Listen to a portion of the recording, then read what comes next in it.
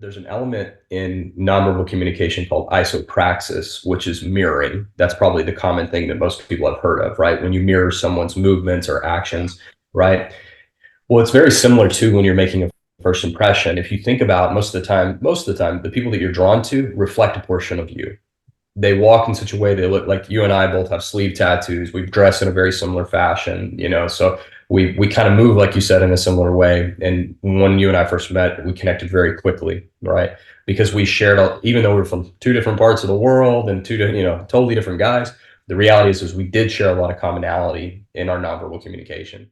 Welcome to the Resilient Underdog Podcast, where we celebrate the gritty determination and unbreakable spirit of those who overcame adversity and rose to the top. Each episode, we will bring you inspiring stories of individuals who refused to give up despite the odds stacked against them. They faced challenges head on and emerged victorious, proving that with hard work and a never say die attitude, anything is possible. So buckle up. Get ready to be motivated and join us on a journey to unleash your inner resilient underdog. Good morning, ladies and gentlemen. It is Eagle Star, the Resilient Underdog, and I promise you a second interview with this great man, Eric Sletton. So we have him here today, and today we're really going to get into some really tactical things that you can use involving leadership and communication, both verbal and nonverbal. So I'm really excited for this episode. I hope you are too. And without any further ado, here's Eric Sletton. Eric, how you doing today? I'm doing good, brother. How are you, man? Oh, man, it's a beautiful day to be alive. It's a beautiful day to bring this message, and it's a beautiful day to share some tactical stuff that people can use to further and better their life, dreams, visions, and everything. So God bless the ability to do this today. Yeah, absolutely. No, I appreciate you having me back on and stuff. I've really enjoyed our first podcast, and like you said, I mean, if there's an opportunity to serve others through knowledge and lessons learned, man, I'm happy to help.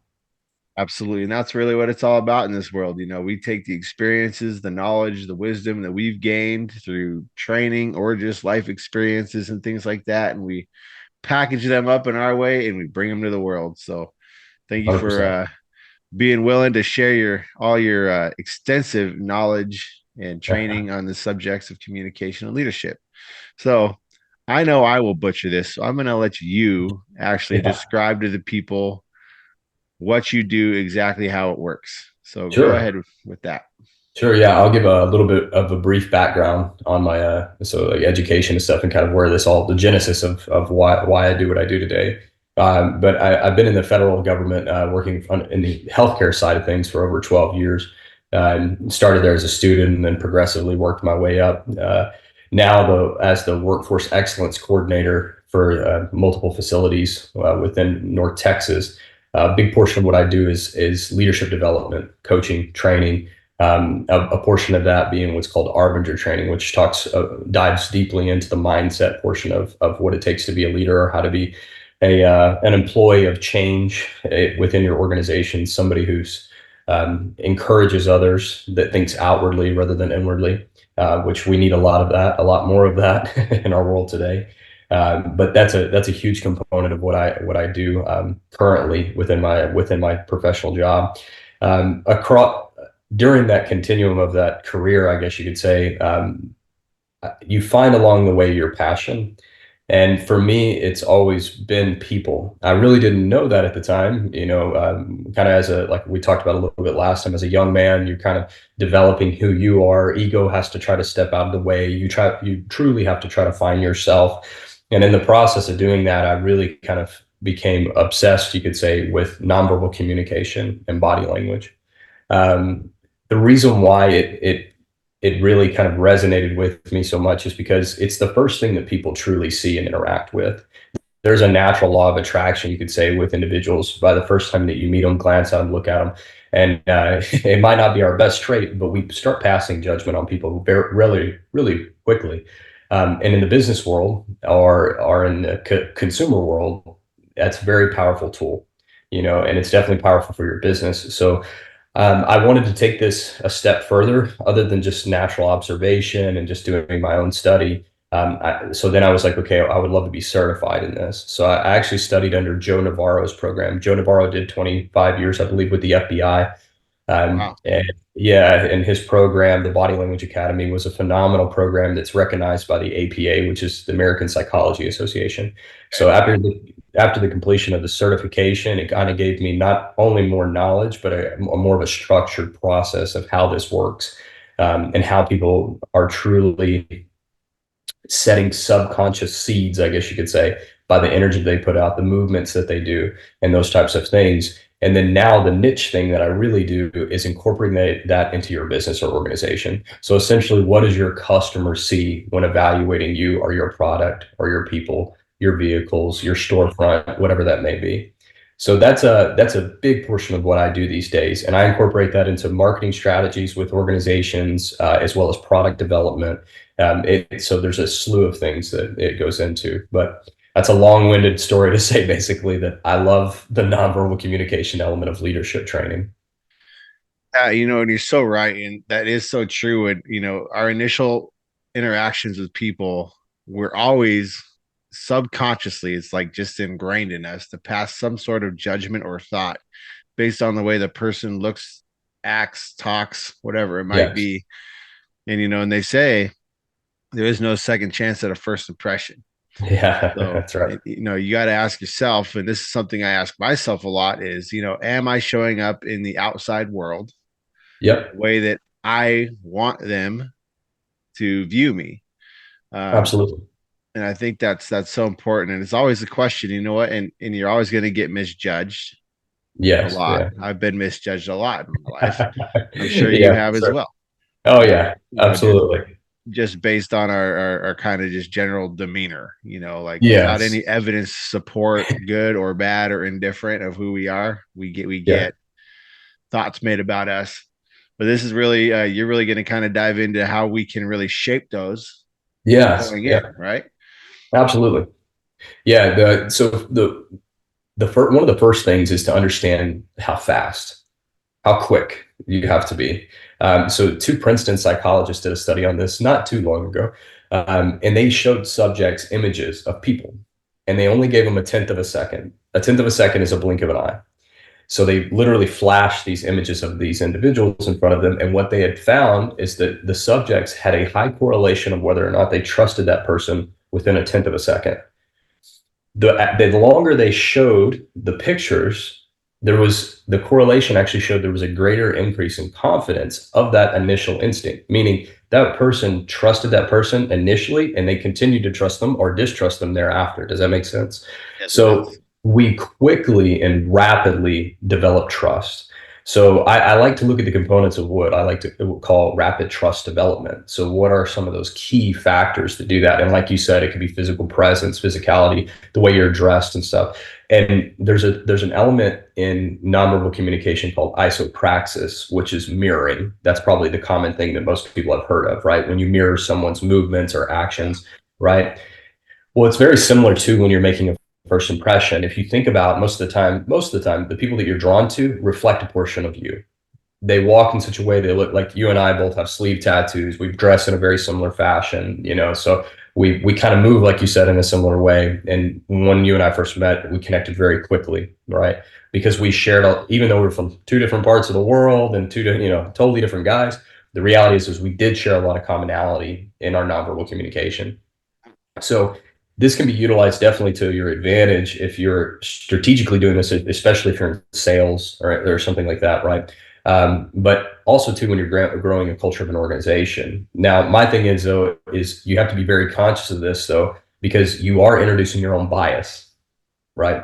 So when you're evaluating an individual, especially very rapidly, and like you said, trying to make a first impression of them when you don't have any context of who they are, you can be incorrect, For right? sure. 100%. So that's why in the nonverbal world they call it cluster behaviors. You're really trying to find more so the baseline of the individual, which is called idiosyncratic behaviors. You're trying to understand who they are when no one's looking at them.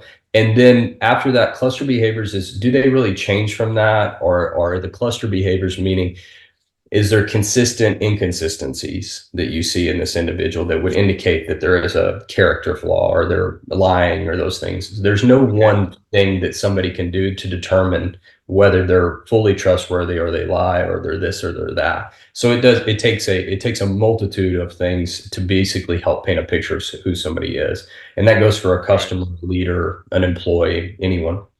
So yeah, so those when we're talking about again the genesis of this, like how fast it happens. So you have to be consciously aware. I tell people that especially if you're an employee, a leader of an organization, business, it doesn't matter who you are.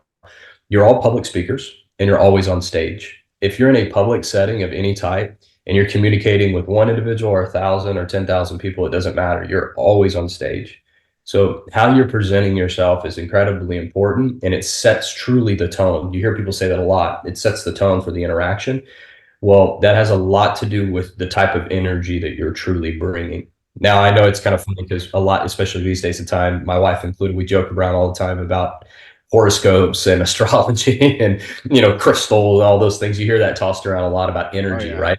But it's absolutely true, though. There is a magnetism that is brought in by somebody who possesses confidence, that is carrying themselves in a position of confidence. Yes, every now and then it can be confused with arrogance, or in some cases that can be accurate if that person possesses those character flaws or personality traits. But the thing is it is a non-negotiable. If you're going to have success, you need to present a person that looks like they would want to do business with, if Yeah. that makes sense. Yes, it does.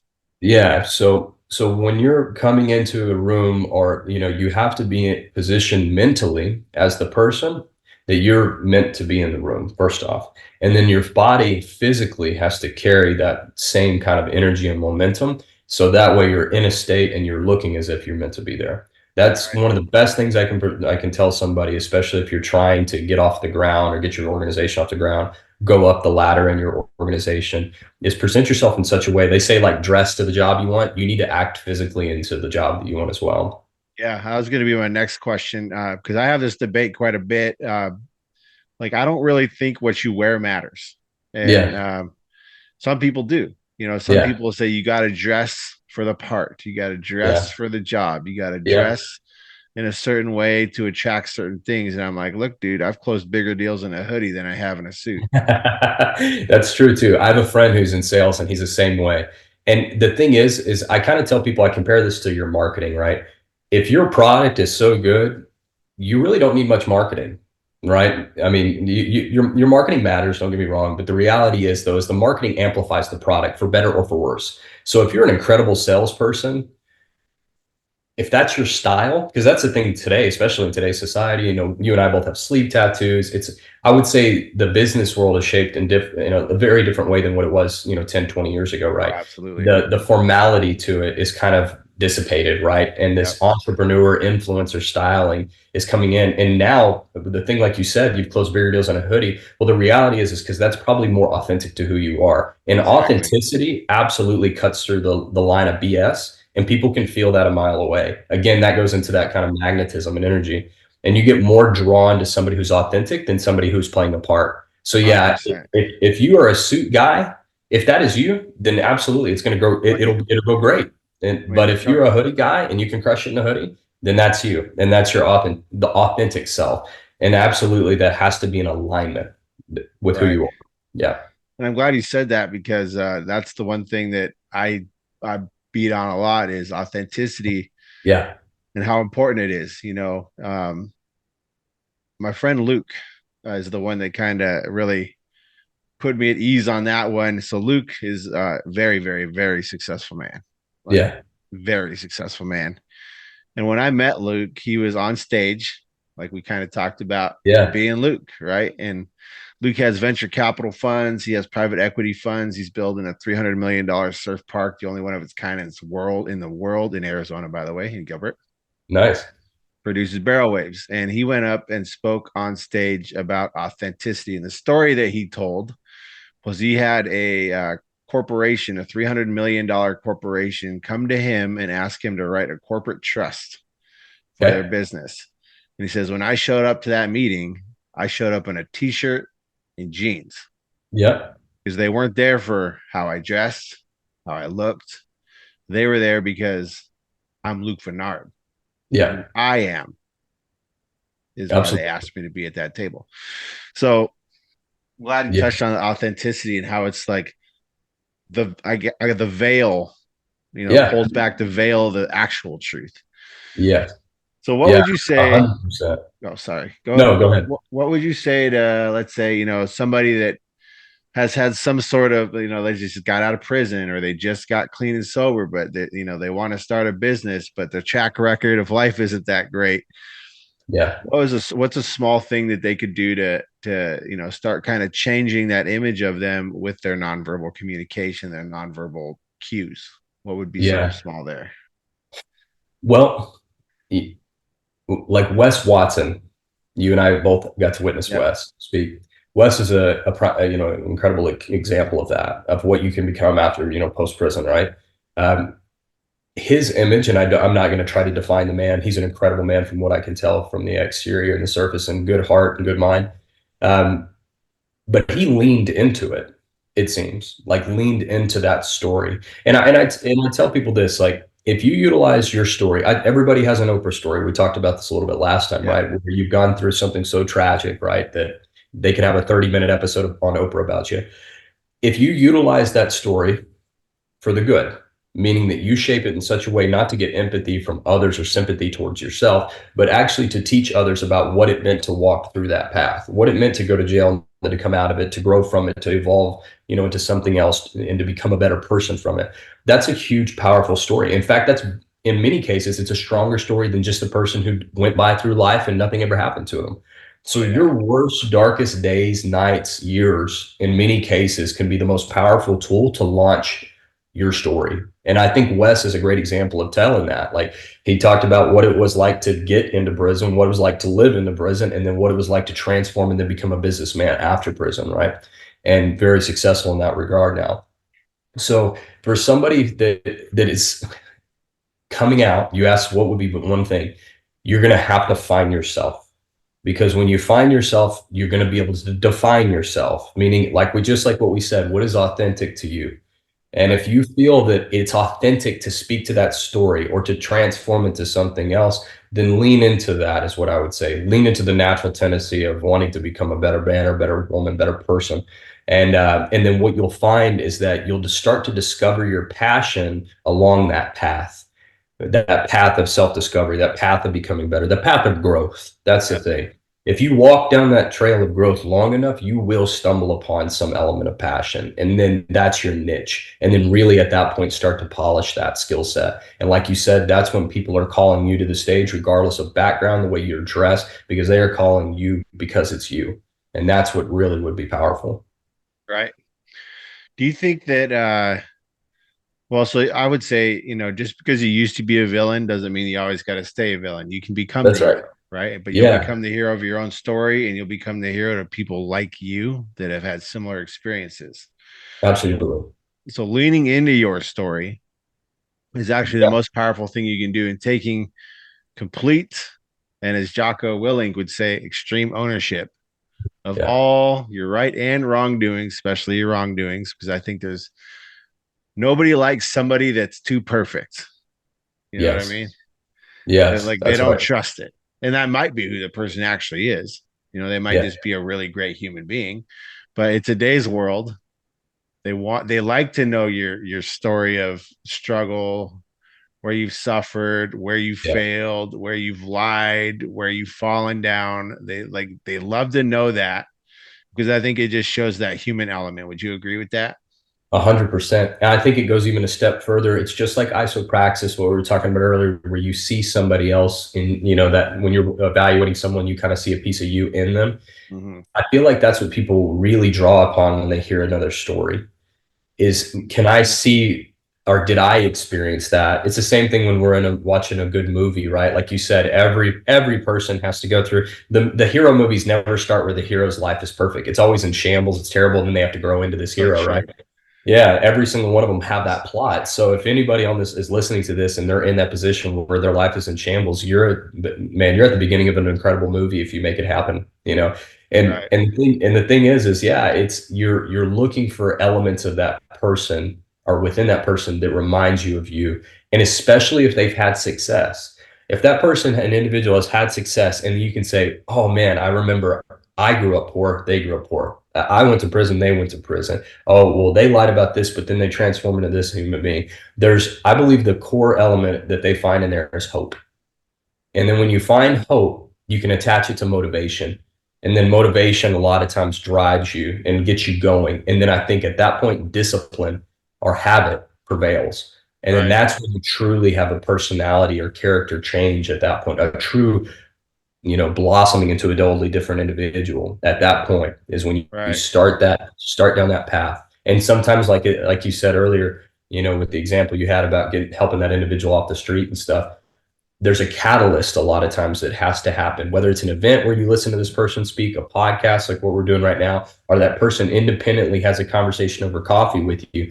There's always this catalyst in people's lives. And to be honest, that's one of my favorite positions to be in today as a human being. And I know that you share a similar mindset to this because we've discussed it, but it's to be a catalyst for others, to share a story in such a way to be able to launch somebody down that path that they themselves didn't see at the beginning. I mean, this whole podcast is designed around that exact thought.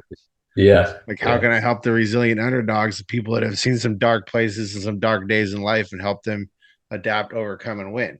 Right. Yeah, absolutely. And be the master of their life, the master of their story, and the catalyst for others. Yeah. And how do I do that? I share catalysts. That's right. People like them, people that have been places. Now, you in this case, like I wanted to bring something just like from an expert to them. Yeah. So when they're at these little bottlenecks, right, Yeah. or doubtful days, which we all have, Yes. they can lean on something and maybe just like straighten themselves up a little bit and then keep going. Yeah. That's right. Um, I've always had this belief, and you can confirm or you can disagree, but I think there's three types of people that are like most predispositioned to have the highest level of success in this world. Okay. And those are people that have been to prison, Okay. people that have been in the military, and people Okay. that have been active using drug addicts. Okay. Yeah. And here's my reason why. People that have been to prison, like they've made mistakes in life, but they're in the conditioning of prison. If you can use prison for the good that it brings, which is not designed to empower people, it's designed to crush people, but you don't have to be crushed in there. Yeah. But what it gives you is it gives you discipline and it gives you structure Yeah. and it gives you command of your time for the most part. When you Yeah. have that time, outside of your cell and things like that, and you can behave and act in whatever way you want. And then in the military, same thing. It's like military people are very disciplined, very structured, and they execute at the highest level. Like that's all they're concerned about is execute the mission. Yeah. Then addicts are resourceful, they are adaptive, Yeah. and they're relentless in the pursuit of a goal. They Yeah. will not stop until they achieve the goal. So would you agree based on that those are probably the three types of people that are Yeah. most dispositioned to have the highest level of success if they channel it the right way? I I agree with you strongly that those I've seen those character traits or that I've seen that play out in those Yeah. elements that you said with those individuals, those types of individuals. And I would say that yeah, those are some character traits that you have to have in order to be successful. I will say this though. I think that the common thread goes a little bit deeper. The reason why I say that is because I myself have never gone to prison. Right. I was not a veteran. Right. I've never been a drug addict. And I'm not defining myself as being successful for the record.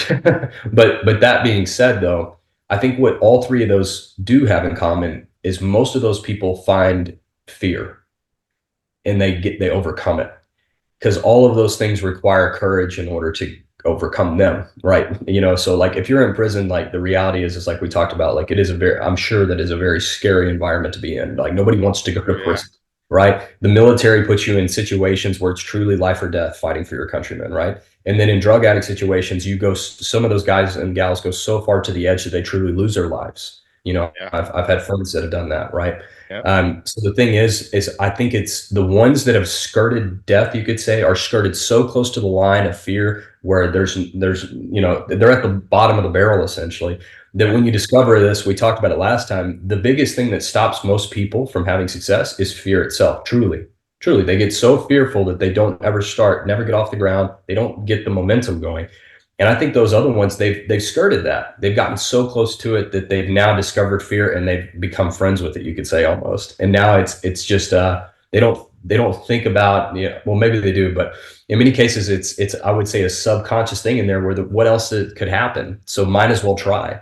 There's this mentality. And the reason why I say earlier that I wouldn't define just those three is because I think life in general, so abusive households, if you cut domestic violence, like in my case with my wife and I told you last time we lost our child, in 2017, first kid through Tragic. miscarriage, right? Which is really common, extremely common. Those moments like that where you do hit a rock bottom, especially as a husband when you want to have all the answers, when you do hit a rock bottom in those situations, you kind of like become, I'm not going to say callous, but we talked about last time, you have the option to become wounded or become wise. And I feel like in those instances, those people who are conscious enough to see that this is the bottom, but it's not the end, they can make that conscious decision to become wise. And then that carries into their business acumen later. And a lot of times in their success in their field. So, Yeah. and again, it becomes a part of their story they share. And when they work on their communication skills to be able to share that story, that's when it becomes, again, a powerful catalyst to be able to help others, like we talked about. No, and So, that's so yeah. true. As you're saying this, I'm reflecting on like my life, right? Yeah. I've never been to prison, never been a veteran, never been a drug addict, but I come from an environment where drug addicts were there. Yeah. And in a sense, I was like a prisoner in my own house because my mom was mentally ill, physical abuse, and all this stuff going on. Yeah. Um, and I'm pretty much fearless in this Yeah. world. Uh, Yeah. I always say it like this: like the world did the worst things it's ever done to me before I was 10 years old, and it couldn't Yeah. break me or kill me then. It's not going to now. So my friend, Yeah. my friend Sam, who's like this awesome, he's just like this big jack, you know, black dude from. I think he grew up like outside Compton, right, or somewhere in Yeah. the Compton neighborhood. And he says, "Eagle, you have a high risk tolerance." Well, I don't get scared. Like, what is there to be scared of when you've already survived the worst thing that you've ever gone through? Right. Like, That's right. And I think that's truly what happened. Another one would be like near death experience, a terminal illness. You see that a lot at end of life of people with cancer and stuff. There's it's just most of the times when you hit that wall like that, the people you just have the option. You crash and burn, or you bounce off of it and you keep going, right? yeah, And there's also too, I think what happens out of those situations, there's an right, appreciation because they're in prison, right? That situation. Many people don't get out or they don't survive it. When you yeah, look at the military, some people don't survive it. Not yeah, everybody gets out, and no one gets out unscathed. I've worked with veterans for 12 years, and on the healthcare side, and nobody goes into becoming a soldier for free. You come out a right, different person for better and for worse in some cases, right? And the same absolutely, thing as a drug addict, right? It's the same situation. Not everybody who enters that world is blessed enough to even walk out of it. So I 100%, think there is a greater appreciation when someone steps away from that, or domestic violence, like we talked about, where someone steps away and they see a different version of what their life could be without being controlled by an individual or others, right?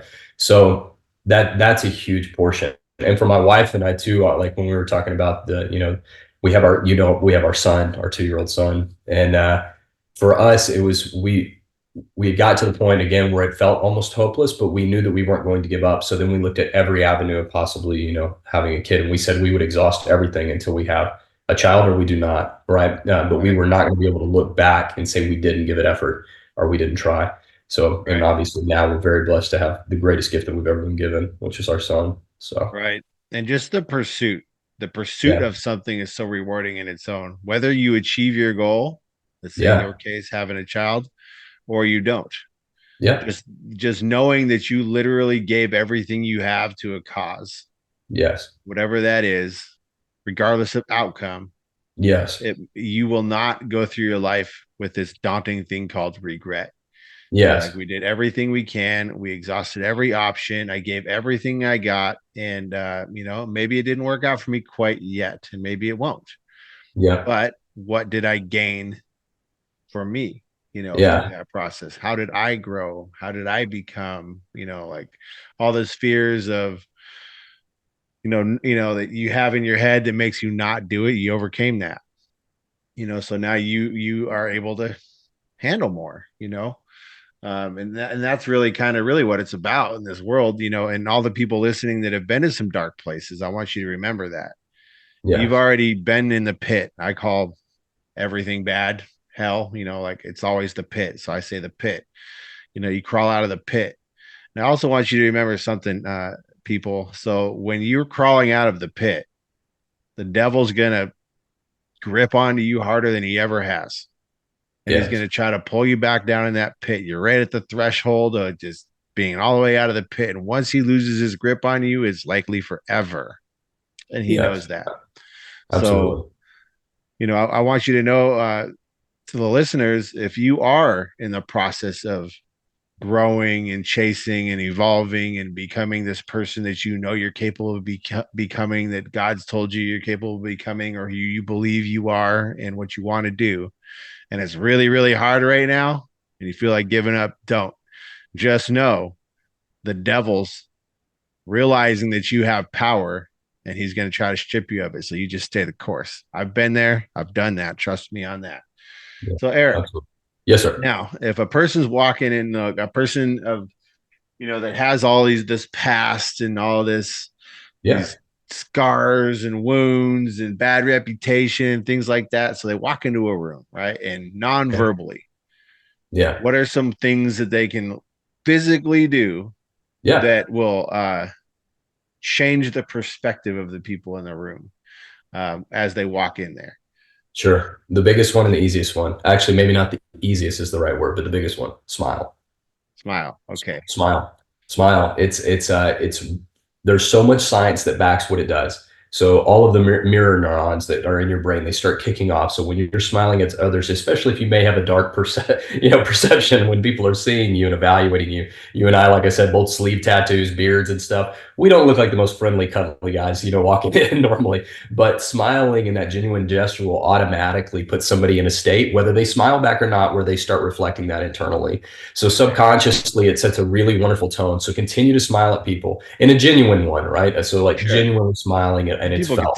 tell, Yeah, absolutely. So that's one thing right off the bat. If any room that you walk into, you need to be the smiling, happy person. Not insane looking, but you need to be smiling a Joker purposefully. smile. That's right. I remember Andy Elliott had a conversation when I was in Arizona listening to him speak, and he said that he walked past the woman and she, had the RBF face, Yeah. not happy, seemed angry. And when he walked past her, he looked to his wife and he said, what was her problem? And his wife, Jacqueline, turned to him and said, well, did you smile at her? And he said, no. So she's basically saying, well, you probably didn't look too pleasant yourself. Right. So we pass judgment all the time on how people respond to us, but we don't really truly think about a lot of times how we're responding to them. Oh So it's yeah. incredibly important. You have to set the tone, even if you don't feel like that person deserves it in situations, because a lot of people, this is the mentality. I don't give respect until I get it. Well, that's a really bad problem because then that True. means a lot of people are walking around with this mentality that you have to earn it rather than I'm going to be the provider and give it to you.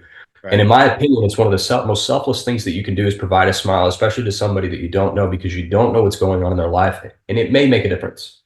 So in That's in a in a that's a business nugget. setting, yeah. So in a business setting or in a just casual setting or truly just anywhere, it's something that you should absolutely adopt and build into your habit. How powerful is this and how important is it to business? I'll tell you. So Chick-fil-A has a core four that they're built into. Their core four is what they value and what their people do. The first thing to do is to generate a smile. Generate a smile, create eye contact, share, be enthusiastic in your conversations and speech, and create a conversation that's meaningful or powerful, right, with the person. So you sharing eye contact and generating a smile are two nonverbal traits, right?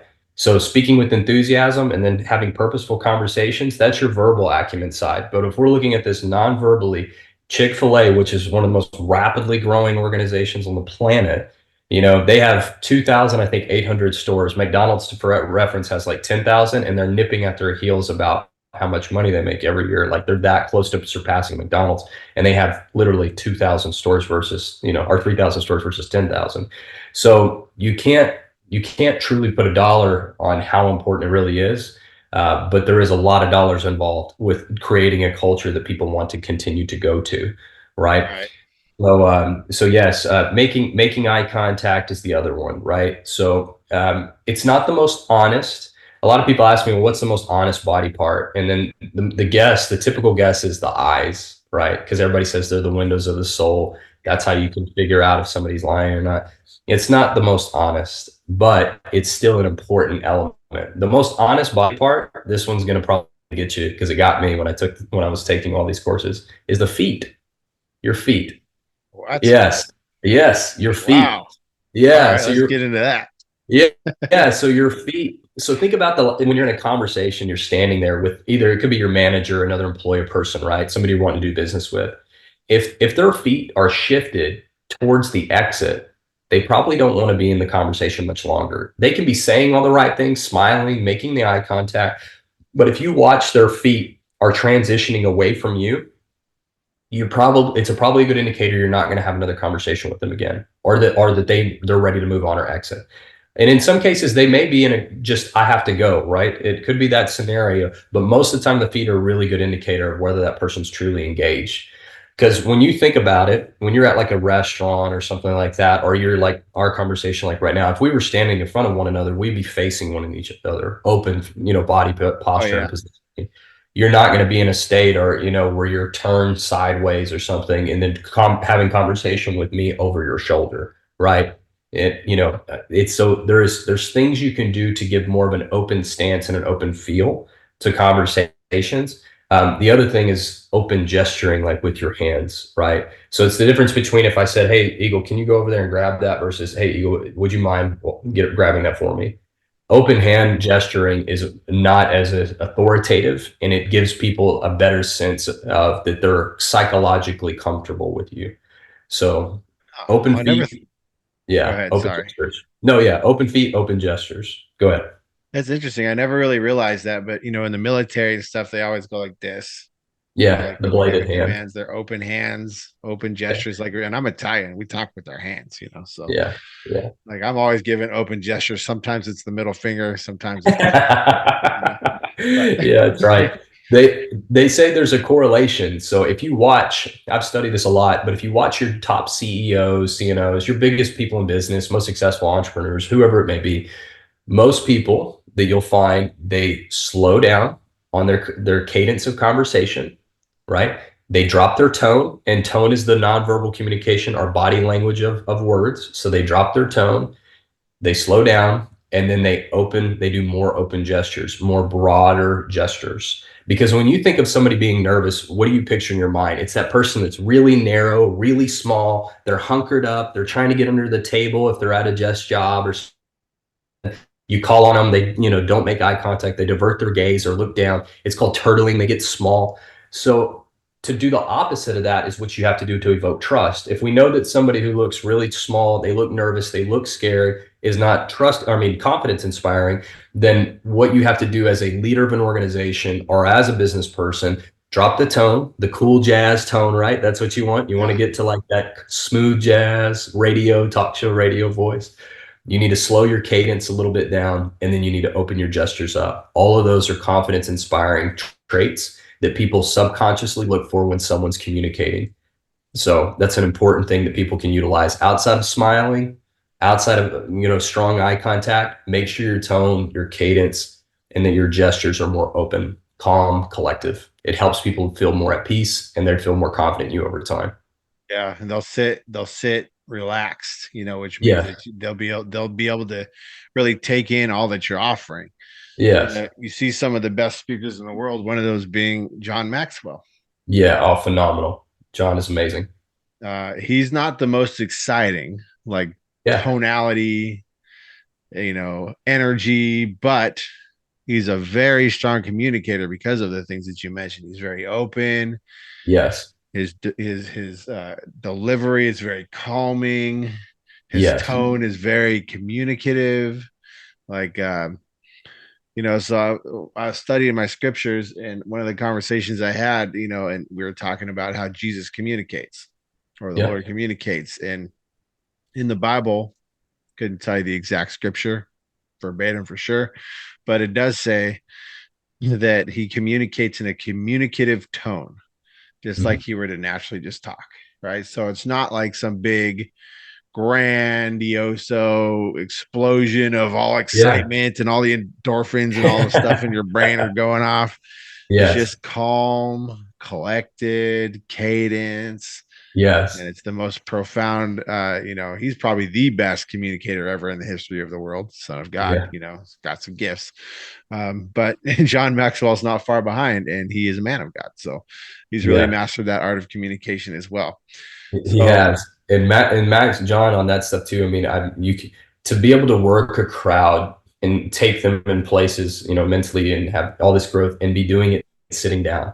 Because today, I mean, he's yeah, much older these days, and he does it all sitting down. he does. I mean, Yes.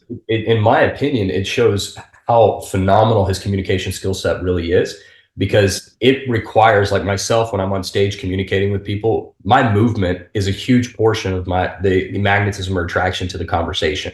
Whereas he can do it in such a way because he's so good from the communication side in a chair. And I'm like, man, I have not mastered it to that level yet where I can sit Right. down positionally in one place and just crush it like that. So yeah, phenomenal. John's an incredible speaker. And I love what you said there too, because you'll see different guys do it different ways and different gals do it different ways. Jen Gottlieb, phenomenal speaker. She has this very calming tone to her, but also like carries you on this kind of like little journey with her voice and her words. I will say this to another person too, or to people out there listening on this. Don't just get sucked in though on one tone or one cadence. It's Right. just like music. If you just heard one beat over and over again, eventually it would become irritating, Yeah. right? People like dynamics in speech, Yes, they right? They do. like dynamics in movement, right? So, like, they like dynamics in your personality. John Maxwell, a great example, he'll take you to a very sad story. He'll draw you in, he'll lower his voice, but then he'll make the entire audience bust into laughter, telling a joke, right? So having the ability and it's an element of charisma, but it's tactical. Having the ability to communicate on different spectrums, from being funny to sad to everything in between, and be able to take somebody with the influx of your voice and your actual movements through a story is extremely powerful. So if there's anyone out there that's trying to become influential to others around them, or they do want to become a speaker or any of those types of things, if they're wanting to navigate that world, work on the dynamics of communication, because it is incredibly important skill. Yeah, Oh, it's I high. think someone just woke up. Oh, did he? Okay. Yeah, are you getting that in the audio? I'm not. I can't hear it at all. Okay, good, good. So, you know, timing has a lot to do with communication. So when you say that joke, when you lower Yes. your voice, when you accentuate something and bring a lot more energy to the table, it Yeah. definitely plays a part in that communication. Um, how would someone display confidence? I might Yeah. not be a confident person, but I need to display confidence in this room. Right. What is the best way that I can walk into a room and display confidence? Yep. Move with purpose. Move with purpose. A lot of people, when you watch them move around in a room, especially one that they don't know or they're foreign to, right? When they're moving around, they look almost lost. If you're really trying to possess confidence, I'm not saying you need to move like you're owning the room. A lot of people say they own the room. It can come across very quickly as arrogance, but you need to be moving with purpose, right? So when I'm like, what I mean by this is, okay, so if I'm walking into a room and I'm going to go to the other side of the room, I'm going to take almost like not a direct path, but I'm going to make sure that I'm walking with again, good speed, good cadence, good posture, because you are on stage. When people, especially like when you and I met, we were at the Omni, there's thousands of people around, and you can see when someone's moving with confidence, like they're meant to be there, right? Versus somebody who's just kind of, again, this turtling or trying to become smaller, are almost the expression you hear all the time is flying under the radar.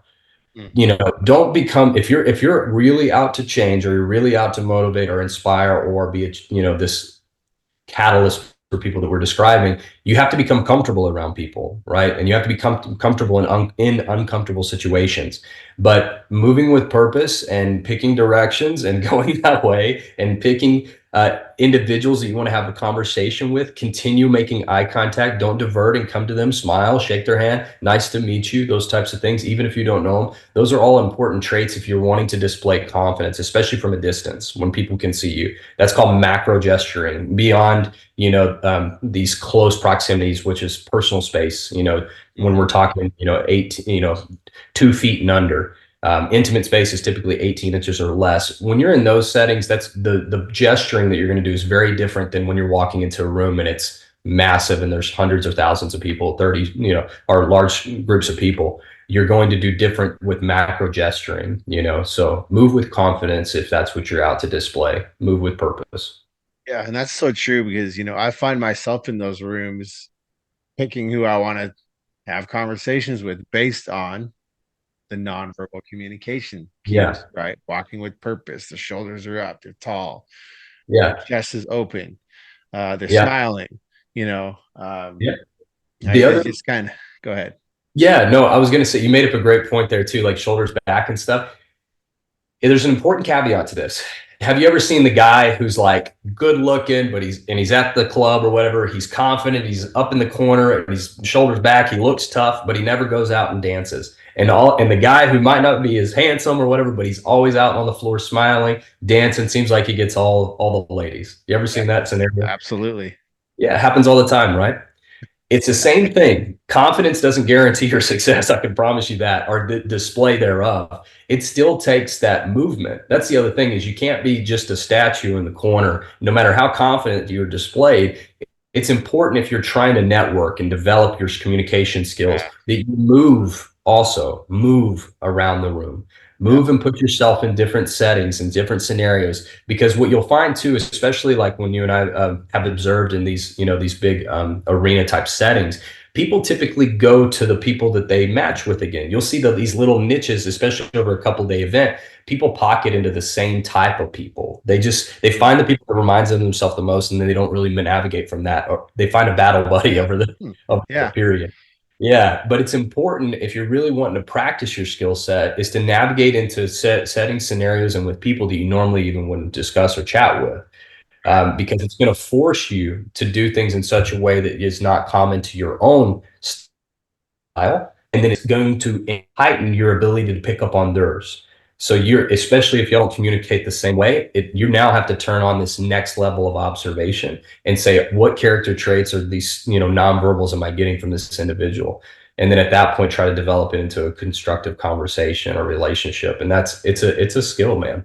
Yeah, so I'll say, like, to tie into that, one of the best ways that you can grow is to seek out the people that possess the lifestyle that you want, the Yeah. qualities that you want, the strengths that you wish you had, Yeah. and go talk to them. As scary as Yeah. that is, like, go Yes. put yourself in the position where you are not the top of the food chain, where you can't even believe they let you in the room. And I tell Yeah. young people that, I said, look,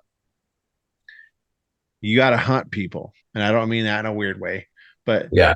it's like you got to find the people that have the life that you want, have the skills that you want, possess the qualities that you want, the characteristics that you want.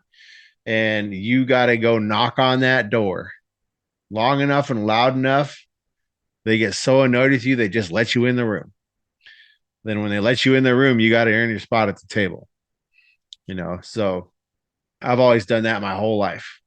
If I Yeah. showed you my network of people, like, you'd be like, this makes no sense, because some people are way up here, Yes. and they're, especially at that time, like, they were way out of my league on paper, right? But they used to be me at one point, and Yeah. so they can appreciate the tenacity. So don't let your background, like, for the listeners, if you come from a dark background, you used to be a gangbanger, you were a drug addict, you've been to prison, you come from a disadvantaged environment or anything. Well, I came from a disadvantaged environment. Yep. I didn't always grow up around great people. I didn't always have great examples, but I get to choose what I become. And so I go find the people that are what I and who I want to be, that have the things that I want to have in life, the things that matter to me, the things that I'm passionate about, the heart. I always base everything on the character of the person. Who is this person? Strip them of everything. Yes. And, like they're just this human being. Do they have the heart, the qualities, the morals, the values, the ethics? If they have that, then maybe I will go pursue them to get the lifestyle, the yachts, the whatever you might like. If you like Yeah. material things, like go find a person that has all the cool toys that you want. If you Exactly. like, humanitarians, which I'm really attracted to people that are more philanthropic. Like my heart is, I love people just like you, and I really love helping people. It's like my favorite thing on this planet. This whole thing behind this whole podcast and everything that I do Yeah. is helping people. So if they have those, that this philanthropic heart and ability to help people in magnificent ways, then you go pursue them. So, and you know what? It doesn't matter what you look like. It doesn't matter where you come from. It doesn't matter what you experienced. Let's see. I want to give them one more tip because Yeah. No, we have time. We're good. okay. So let's see. I don't even know the question yet. So we've talked about some nonverbal confidence cues, Yeah. how to open up a conversation. Yeah. Um, I'll give another one real quick while I've got it on my mind. So Jen, this is going to be pulled from Jen Gottlieb. Again, phenomenal. She's a phenomenal speaker. She has a really great tip. She said, you don't need to be the most interesting person in the room. You need to be the most interested person in the room. yes. Um, that's another great thing that you can possess when you're going into this. When somebody's trying to put this whole package together, like we've been talking about, right? Let's sum that up for them real quick. One, we know there's a you have to this rapidly, really quickly. People are passing judgment upon you. Before that, though, you need to find yourself, regardless of what you're doing in your life or where you come from. Self-discovery is going to help create confidence in you because mastering yourself is one of the most challenging things ever. So start with that. Work on yourself. The next thing is if you do get put into a social setting like Eagle and I are discussing right now, right? Carrying that confidence, moving with purpose, open gestures, open feet positioning towards and pointed towards the person you're in conversation with, smiling, eye contact. All of those things are going to give a what I call a silent invitation for that person to want to continue the conversation with you. After you do those things, right? The next thing is kind of now plugging in what we just said from Jen Gottlieb, right? Don't worry about being the most interesting, become the most interested. And what that means is to ask meaningful and purposeful questions to others. Because if you're telling your story, it's great to talk in podcasts like this and be able to tell my story a little bit, but it's always more fun to find out other stories, right? Yeah.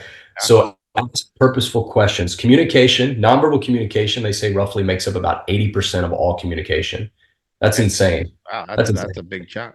It's huge. So of that though, only 8% of all communication, roughly, this is an estimate, 8% of all communication is done through questions. So that means a lot of people don't ask questions anymore. So that means that they're actually not really good at being engaged listeners.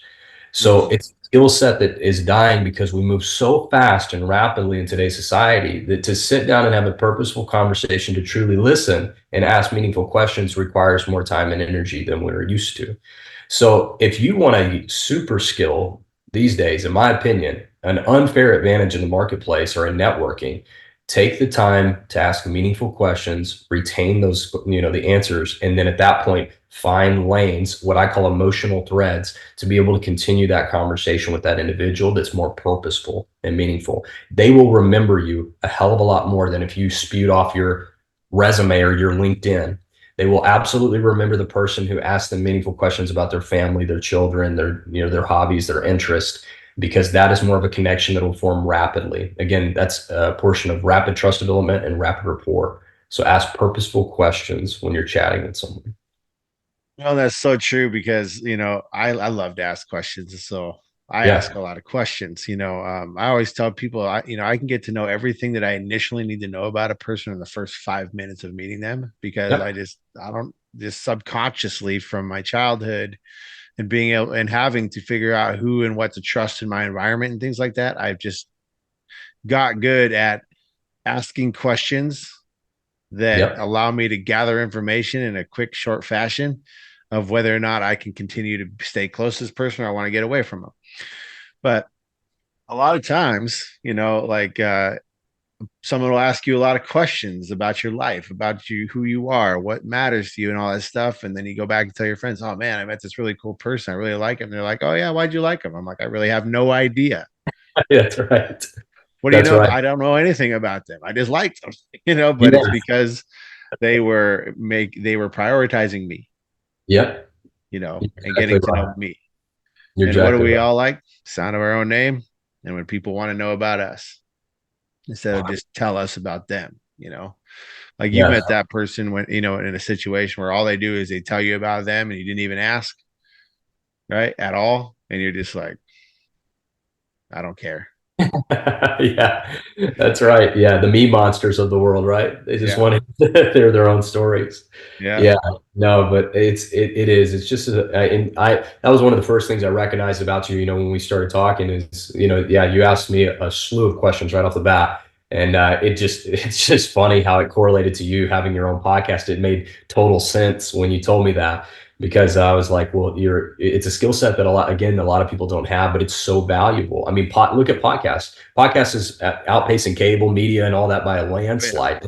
Independent, this is independent media news, whatever, communication.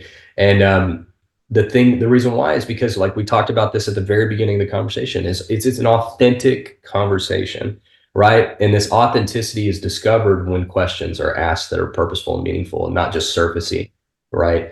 So it's just such a powerful tool. It's an incredibly powerful tool. It is a skill set that if you can work on, you can make a lot of money if that motivates you, or you can change a lot of lives if that motivates Yeah. you, or you can do both. Yeah, exactly. so, so yes, for And sure. I'm gonna say this to the listeners real quick. Like I developed this skill out of necessity because I came from a disadvantaged place, because I didn't know who and what I could trust environment, because I needed to be able to read my mom. Am I going to get punched in the face or a hug? Because of survival, Yes. you And know? that, man, that's perfect too, because your ego, you just nailed it because the three people, the categories of individuals you pointed out at the beginning, right? So like the prison, the military, and the addict, right? All of those have like we said, it's survival, right? So you're probably right on that too, with saying that that's where these skills are developed in those settings and why they do have you could say an advantage in becoming successful is because when you're in a survival mode, you become very in tune with your senses essentially and Yeah. developing those and ironing those out. Cause yeah, it's in some cases the difference between life and death in those three categories that you discussed. So, yeah, man, I've never really thought of it that way, but that's a phenomenal way to say it. Yeah. So that was for the listeners, and for us too, but that's definitely for the listeners that come from these places, the pit, right? Yeah. Like you have an advantage just on the skill sets, the No, for sure. communication skills, the way to show up in an environment the way you need to in order to survive and thrive and establish yourself the right way in that environment. You have a lot of things going for you that will allow you to transition into civilian life or a better life of success, and family and all the areas that you're now pursuing. Yeah. So just realize that and don't forget that. Now, Eric gave you a lot of really great intangible things that you can be thinking about, being conscious about, being intentional about, to transition into non-survival type of situations, but building type of situations, environments, and rooms and people. Yeah. But at the same time, it's like you already have the golden ticket with Yes. what you learned in your hard times. You know, Absolutely. What you just said, I tell people all the time. They want to know, oh man, about your degree, my degree, and well, how did you get this certification about nonverbal and stuff? I'm going to tell people, I tell this literally all the time to people, man, you have a natural instinct. All of this already exists. Sharpening that is what that is. Like, so if you have a vested interest and you want to do more studying on it, yeah, you can go to a certification or a degree within it and stuff. But like you said, that everybody possesses these, skills, right? So that should be confidence inspiring to those individuals who have had a rough go at it, who have yeah, been handed a very, very bad hand, right, in life, or they have mileage on them. That's an old saying, but Yeah, it should be confidence inspiring to those individuals because you have skills that somebody who's had the perfect life or a good life truly doesn't have. Street smarts, whatever you want to call it, common sense. Yeah. But life skills, all of those things, man, are worth their weight in gold. If you can conquer the people who are listening right now, if you're struggling, if you can conquer the belief that you should be in the room rather than you shouldn't be in that room, I Yep. think that's one of the greatest hurdles for people coming from a broken background is you have the skills, you have the ability, you may not have the leverage right now financially or something, but you have the best version of you that you can bring to the table, which is a lot of times what people desire the most in their Right. business or in their culture. They want authentic, real people with real stories that are really growing. And if you're doing that, you're going to beat everybody. You're magnetic at that point. You Yeah, know, absolutely. people love a person that is just being intentional about being better and Yeah. growing, So, and leaving their past behind. And right. remember this, like blades aren't strengthened and sharpened like in a nice, comfortable environment. They're strengthened and sharpened in the fire and Yep. beat That's on right. it until they take the shape, get the strength, and keep an edge. Yes. Yeah. You're forged, like you said, Yep. you're forged through life, man. Yep. And that's a beautiful thing for sure. Yeah, and for business owners out there and stuff, for if you're, because I know, like you said, Eagle has a huge slew of individuals that listen to him, in all avenues of life and having extreme success and those getting started. If you're on the high end of getting, of success and you're running and operating a business, I just want to tell you how important this is. So Grammarly and the Harris Poll did a study, not just this last year. $1.2 trillion a year with a T is lost in business due to poor communication. And yes, 1.2 trillion with a T. That's internal conflict, Wow. meaning employee to employee having issues communicating, and customer to employee conflict, meaning they can't communicate to the customer properly.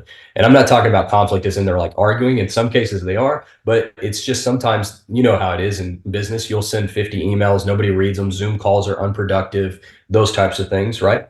Yep. So the reason why I place emphasis on this, you and I just said a minute ago, 80% of all communication is nonverbal. Yeah. And when you think of businesses, what do they normally focus on? They focus on word tracks. They focus on the conversations, crucial conversations. Mhm. Those are all incredibly important. They're non-negotiables and you must have those. But businesses really need to make sure that they're emphasizing the nonverbal communication about what's not said by their leaders, their employees, their culture that they're designing for their customers to interact with. If they miss that, I'm telling you right now, your organization will be out of business very soon. The reason why is because there's a ton of statistics that are following this. Most businesses, about 50% are out in the first 5 years. Very, very few last longer than 10. It's about 80% our failure rate by 10 years. And then when you're talking about getting into legacy companies, meaning 20 years or greater, it's less than 5% stick around. And it's important that your culture not only is operationally sound, but that your culture also reflects that of you, the leader, or you as your leadership team. Meaning, y'all have to possess the personality and skill traits that are inviting to your customer. Like we said, the silent invitation. There's no amount of marketing that your company can do that will beat word of mouth or what your people can see. Right. There's no amount of marketing on the planet. I've been on big teams where we've spent $250,000 in marketing on, for a short period of time. And the product and the people of the organization was the demise and the downfall of the organizations, not the marketing strategy.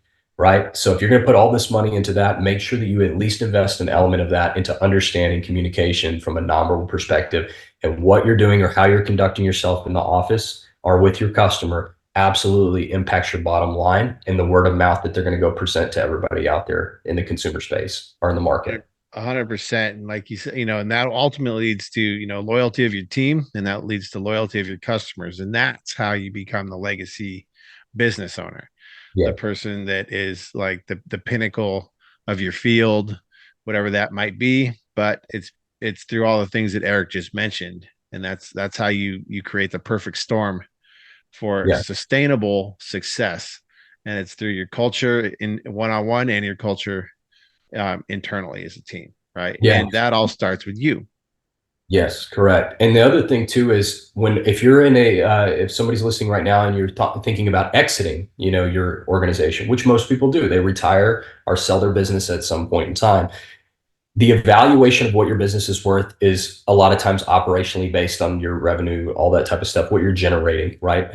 How much it's worth. But that being said, if you look at organizations where the owner has passed away or the business or organization has changed hands, in many cases you see a decline or demise in business. And like you can see right now in our current Very state, true. right? Look at Disney, look at Anheuser-Busch, look at these organizations where they depart from their original vision or customer base of who they serve. You start to see massive decline financially in these organizations.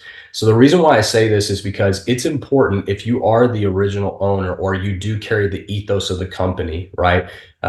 If you're looking to continue the legacy on, those character traits that you possess, the personality and that how you carry, capturing those into like a core four format, like Chick-fil-A or something, where your culture embodies this invitation for your customer to work with, being kind, being generous, smiling, speaking enthusiastically.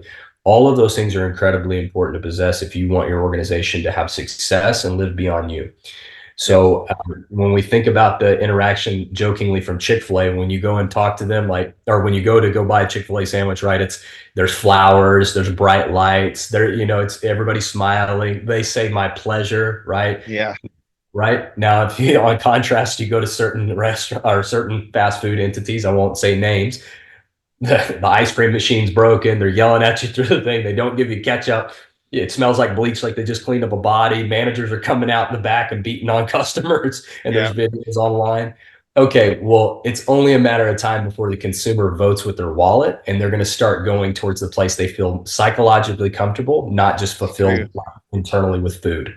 Yeah. So, so this is an incredibly awesome time, opportunistic time to make a lot of money, but it's also an incredibly competitive time. And in this world right now where people are making purchasing decisions and typically on average about 13 seconds or less online, you do not have long enough to make or to get a second chance. And like you said, organizations and businesses, you only get one reputation. So Jeff Bezos talks about this. He said that names are for businesses like Amazon. The name Amazon is what reputations are for people, right?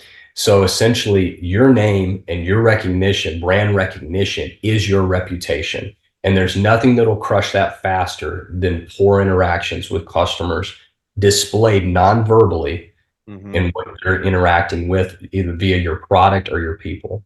So make sure that you're taking the time to invest in that and capture the best version of your organization. So that way, if you exit or leave, that organization has the greatest chance of success, not just from an operational standpoint. Absolutely. So make sure when you're doing this, you act congruently with what you want to represent and you do it consistently over a long period of time to where Yeah, now you do have all that brand recognition and consistency and congruency, which leads to what? Trust and loyalty. yeah, So we'll leave you on that here today. Um, but man, it's been always a great pleasure talking with you, Eric. yeah. Same Now, here. let the people know how they can contact you. How let the people know if they want your coaching, how they can reach out to you, and how they can follow you on social media platforms or Yeah. communicate with you in some way if they want to reach out. Absolutely. So Instagram, it's just Eric ERIK underscore, and then my last name is SLETTEN Sletten. The other thing you can reach out to me on is Quiet Works. That's my website. It's quiet and then WRX.com. Quietworks.com. So the whole premise of it is we cut through the noise of the marketing with silence, the nonverbal communication that's said before your customer ever interacts with your verbal marketing campaigns. So quietworks.com, you can reach me there, or you can reach me at eric.sletten1@gmail.com. That's another way you can get a hold of me via email if you'd like, or follow me on LinkedIn. Any of those avenues, I'll respond to you. So just feel free to reach out if you're interested in diving more in depth in this. So I do, like Eagle said, independent individual coaching regarding nonverbal communication. And then the other thing that I love and I'm passionate about is working with large scale organizations and cultures and coming in and looking at how we can capture the best version of you and making sure that that's displayed to your customer in the future. Awesome. Well, thank you so much, Eric. Hey, and always, this is Eagle Star, the Resilient Underdog. And if you want to follow me, just the Resilient Underdog, pretty much on everything. You should be able to pop it up fairly easy. Um, my email address is the resilient underdog at gmail.com. So if you want to reach out to me directly, you can. Please leave a comment. What you think about this episode? Share with people. Let's get this message out. Let's help the people, help the resilient underdogs. And as always, adapt, overcome, and win. Have a great day. Talk to you next time.